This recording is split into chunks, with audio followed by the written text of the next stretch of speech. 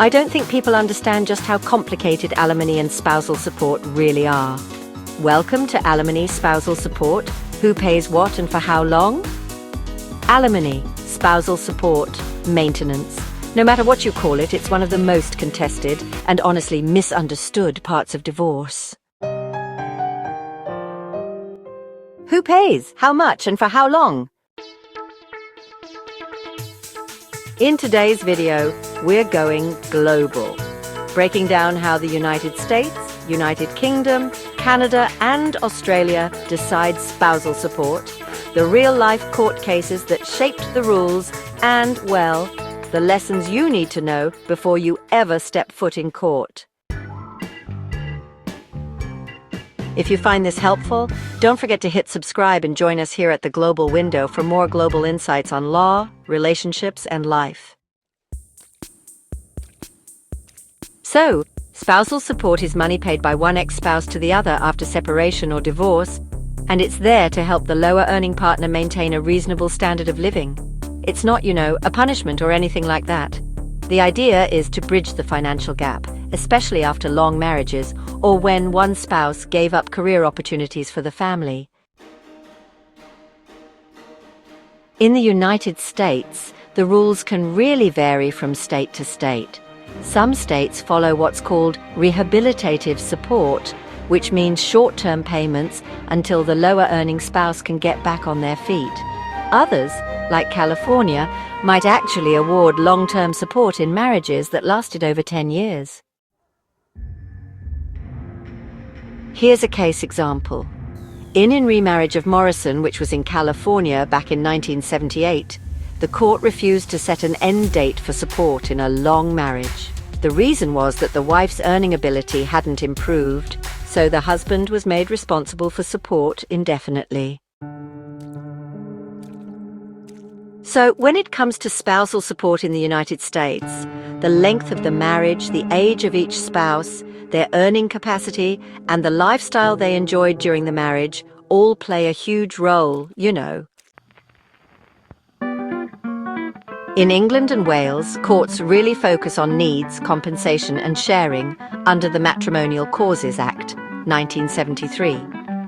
Spousal maintenance can be set for a fixed term or even for joint lives, but there's definitely a push these days for clean break settlements.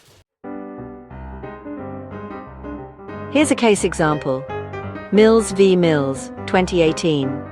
The Supreme Court refused to increase a woman's maintenance after she had mismanaged her finances, stressing that spousal support isn't meant to be a lifelong safety net for poor money decisions. So, courts in the UK look at fairness, but they also expect a certain level of financial responsibility from the spouse who's receiving support. In Canada, things are a bit different. They use something called the Spousal Support Advisory Guidelines. Payments here depend on things like income differences, how long the marriage lasted, and any childcare duties.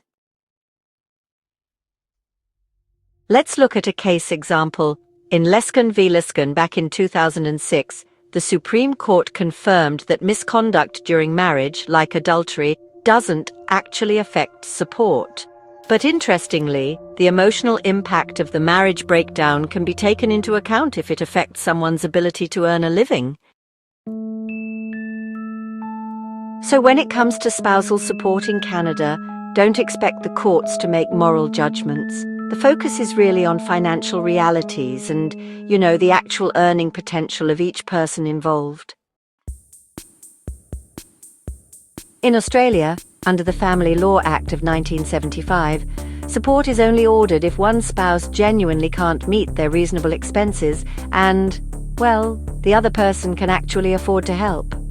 Orders are usually short-term, unless the spouse really can't work due to age, health, or, say, caring responsibilities. Take the case of Bevan and Bevan from 2013, for example. The court made it clear that property settlements always come first. Spousal maintenance is secondary, and it's definitely not automatic.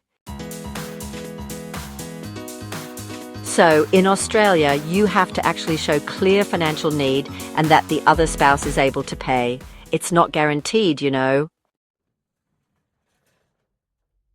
Across these countries, courts tend to look at a few key things: the length of the marriage, the income gap between spouses, the age and health of each spouse, childcare responsibilities, the lifestyle maintained during the marriage, and, efforts each person has made to become self-sufficient.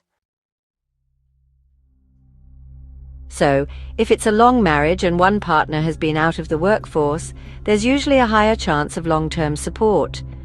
On the other hand, if it's a short marriage and both people are able to work, payments may be minimal or only last for a short period.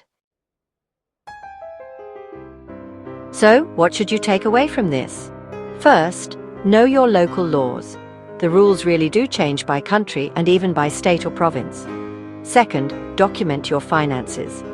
That means your income, expenses, assets, and debts. Third, understand that need and ability to pay are the golden rules here. Fourth, be realistic. Courts are looking for fairness, not revenge. And finally, plan ahead. Your career skills and earning potential really do matter. Whether you're facing divorce or just curious, spousal support is all about balancing fairness and financial stability. If you found today's breakdown useful, click like, share this video, and hit subscribe for more global insights into family law, finance, and real-life cases, only here on the Global Window. Until next time, stay informed, stay prepared, and stay empowered.